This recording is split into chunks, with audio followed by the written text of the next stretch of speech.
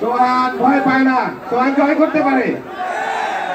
সোহান রংপুরের গর্ব, সোহান রংপুর রাইডার্সের গর্ব, সোহান আমাদের গর্ব, সোহান আপনাদের গর্ব। ঠিক তেমনই এই রংপুরের একজন গর্ব আছে। জোরে বলেন, জোরে বলেন, নুরুল হাসান সোহান।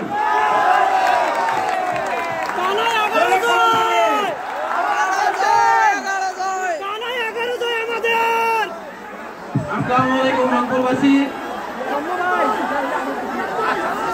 সত্যি কথা বলতে আমি অনেক আনন্দিত আপনাদের আমাদের আবু সাইদের রংপুরে আসতে পেরে। আমার কাছে মনে হয় নতুন বাংলাদেশের শুরু এই রংপুর থেকে শুরু হয়েছিল।